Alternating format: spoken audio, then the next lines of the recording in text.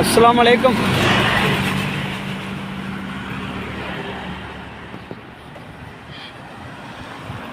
பாருங்க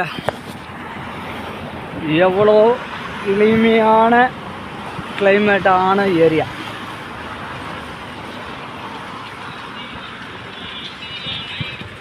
இப்போ ஸ்கூல் விட்ட டைம் ஆச்சு, அதனால் இந்த ரோட்டில் இத்தனை டிராஃபிக். ஒன் வே ரோடு தான் இருக்கிறதுல, இந்த காட்டூரில் இருக்கிறது ஒன் வே ரோடு. நான் ஒன் வே ரோடு அதிகமாக பார்த்தது குறைஞ்ச இடத்துல.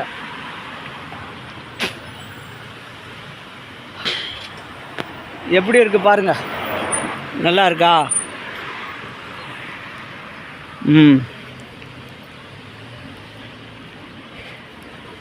அதெல்லாம் ஒன்றும் பிரச்சனை இல்லைங்க. இருக்கிறது ஒன் வே ரோடு, அதுக்கு பேக் சைடு ஃபுல்லாகவே கடல் தாங்க, கடல் இருக்குது. இந்த ரோட்டில் நான் நடந்து போய்கிட்டே இருக்கிறேன். பாருங்கள், இந்த ரோட்டில் நீங்கள் நைட்டு 12 மணிக்கு கூட நடந்து வரலாம். ஏன்னா லைட்டு கம்பெல்லாம் இருக்குது பாருங்கள், எப்படி இருக்குது பாருங்கள். அதை தாங்க வெளிநாட்டுக்கு ஒரு லைக் செய்யலாம், புரியுதுங்களா? இதே நம்ம ஊர் ரோடு இருந்துச்சுன்னா இந்த லைட்டு கம்பெல்லாம் நீங்கள் பார்க்க முடியாது. ஒரே ஒரு லைட்டு கம்பம் கூட நீங்கள் கண்ணால் கூட பார்க்க முடியாது. ஒரு ரோடுன்னு உற்பத்தி பண்ணிட்டானாக்கா அந்த ரோட்டில் லைட்டு கம்பம் இருக்கும். அதுவும் நம்ம ஊரில் ஒரு கம்பத்தில் லைட் ஏறலைன்னா அடுத்த கம்பத்தில் லைட் எரியும். அந்த மாதிரி ஒரு அரசாங்கம் நம்ம ஊர் தமிழ்நாடு அரசாங்கம். அப்படி இங்கே அப்படி கிடையாது. யாருன்னா ஒருத்தன் டெலிஃபோன் செஞ்சால் கூட ஸ்பாட்டில் வந்து கிளியர் பண்ணிட்டு போவாங்க, புரியுதா? இபி ஆஃபீஸுக்கு டெலிஃபோனுன்னு போயிடுச்சுன்னா அது ஸ்பாட்டில் கிளியர் பண்ணுவோம், புரியுதுங்களா? இந்த மாதிரி இருக்கணுங்க. சம்பளம் வாங்கிட்டு மக்களை வந்து பாருங்கள், அநாயத்துக்கு நம்ம அரசாங்கத்தும் ஓடின்னு இருக்குது. லஞ்சம், கமிஷன் கொடுத்தா தான் உனக்கு கம்பம் வரும், கமிஷன் கொடுத்தா தான் உன் கம்பத்தில் ஏறி உன் வயர் ரெடி பண்ணுவான், கமிஷன் கொடுத்தா தான் உன் வீட்டில் லைட்டு எரியும். அந்த மாதிரி ஒரு பொசிஷனுங்க. இங்கே ஒன்றும் இல்லை, உன்னோட வீட்டு உபயோகப்படுத்துறது பில் சார்ஜ், அதாவது current bill charge any time 100, அதாவது 100 தினார் அங்கத்தில் இருக்கணும்.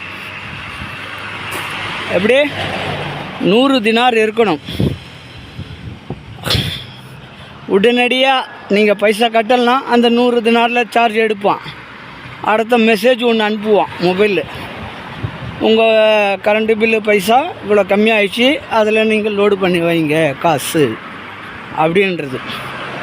அவனா கட் பண்ணிக்குவான். இந்த மாதிரி வேலைலாம் நம்ம ஊரில் செஞ்சால் எவ்வளோ நல்லா இருக்கும், கொஞ்சம் நினச்சி பாருங்கள். செய்ய மாட்டேன்றாங்களே.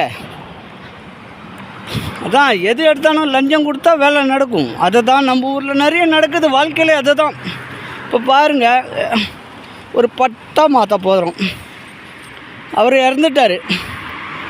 அவனுக்கு வேண்டியது ஒரு சாட்சி கையெழுத்து. யார்?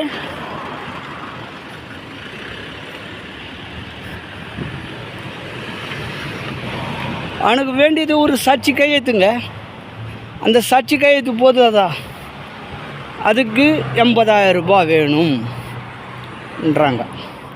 1,00,000 ரூபாய் வேணும் பட்டா மாற்றுறதுக்கு. அரசாங்கம் வீட்டு வரி வாங்குறாங்க, அது மாற்றுறதுக்கு இவ்வளோ பைசா செலவு பண்ணி மாற்றணும். அதுதான் சொல்கிறேங்களே, இந்த அட்வைஸ்லாம் சொல்லி வீடியோ போடுறேன். நம்மளை ஏனுன்னு பார்க்கறது கூட, அந்த வீடியோ பார்க்கறது கூட சலிக்கிறாங்க மக்கள், சலிச்சு பார்க்குறாங்க. இன்னைக்கு காலத்தில் யாருங்க லஞ்சம் வாங்காமல் இருக்கிறாங்க தமிழ்நாட்டில்? எல்லா அரசாங்கத்தில் இருக்கிற எல்லா பேரும் லஞ்சம் வாங்கிறதுக்குன்னே நம்பர் 1 இருக்கிறாங்க பாருங்கள். அப்படியே நடந்து வந்தேன், மைதானம் பார்த்தாச்சு. புரியுதுங்களா? ஓகே, இன்ஷா அல்லாஹ் பார்க்கலாம்.